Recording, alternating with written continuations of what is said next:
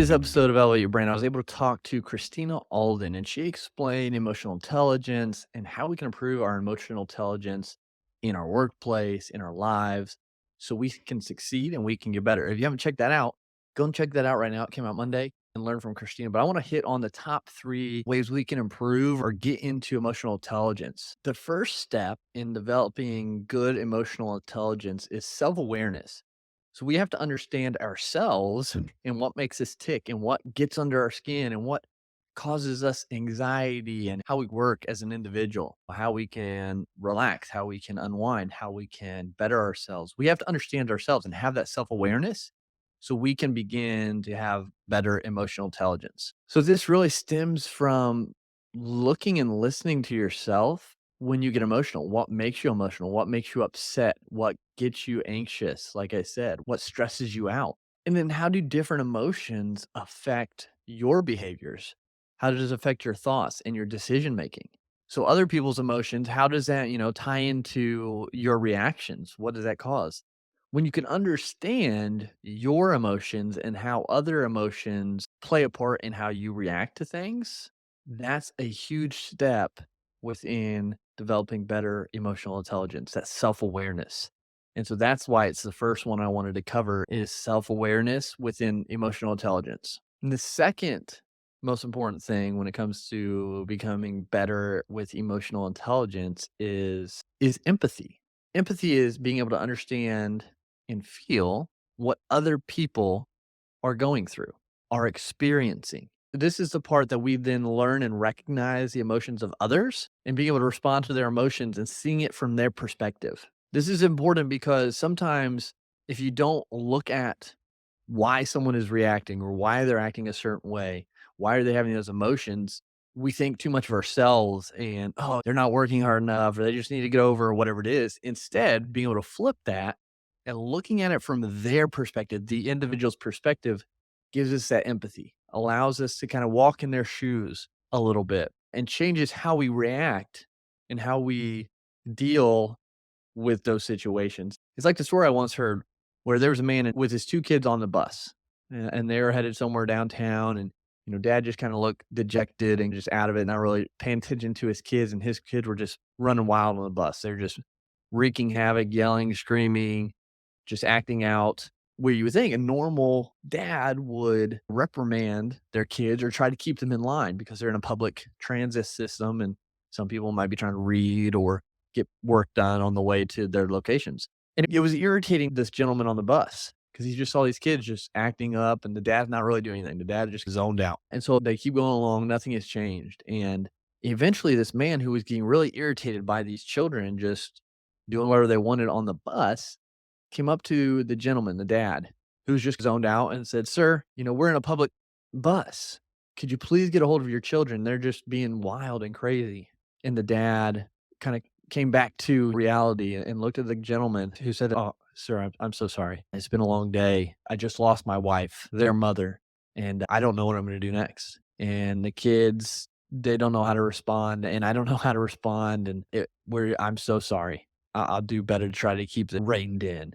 And that story just gets me each time I hear it, talk about it and say it because, like, how many times have I been in that situation where I've just been selfish and just thinking about me in the moment and, "Oh, those kids are just being so annoying. That person just sped by me on the highway." And we don't know what people are going through. And when we can tie ourselves into someone else's story in those moments, it changes how we act or how we react. If that guy would have known beforehand that dad had just lost his wife and the kid's mother, I'm sure I would hope that he would have more empathy and he would have tried to help entertain the kids or do something to just be of service for that father. And so looking at someone else's point of view and perspective on things is a huge piece to improving our emotional intelligence. And we're never going to be perfect. Like I said, I still have those moments where instead of thinking about the other person, I'm thinking about my emotions in this situation. And so I still work on it. And it's something we can always get better at. And we'll always have those moments of testing and being able to have that empathy. So that's the second thing within building good, solid emotional intelligence. And then the third crucial piece into having healthy emotional intelligence is emotional regulation. And this is where you can control, you can dictate your emotions and your response to things in a way that is healthy and productive. You got to recognize your emotions. That's why it's important to have self awareness. You have to understand your emotions and what makes you tick and what you need to do maybe when you're getting angry or when you get sad or when you get burnout. What do you need to do and how to respond so you can have this self regulation of your emotions.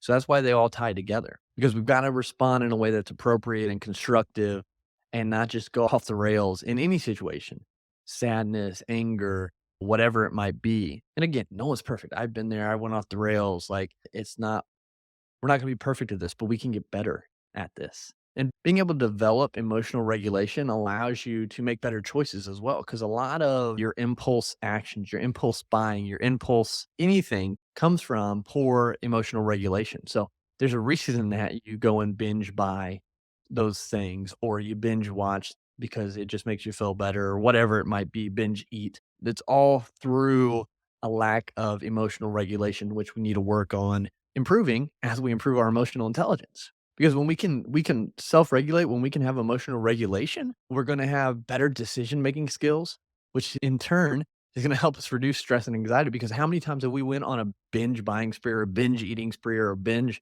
Netflix watching spree, and then after, we're like, "I feel pretty terrible, like, I didn't really need packs of chocolate," or whatever it is. I didn't need to watch 30 episodes of Peaky Blinders in a row.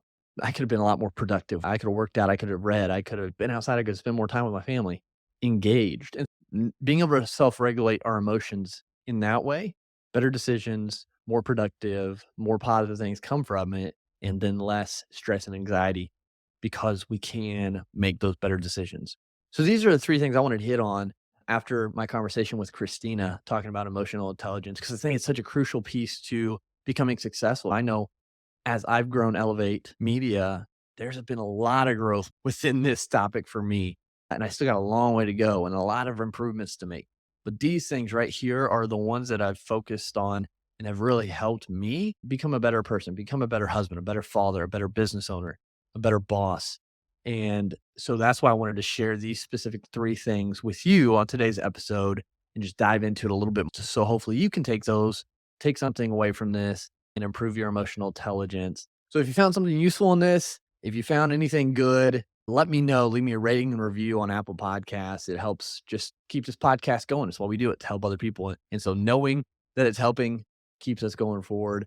And also share this with someone or just share it in general to make a difference because we can make so much more of difference together through sharing this than I can on my own. And so I appreciate you tuning in. Until next time, continue to elevate and we'll talk to you soon.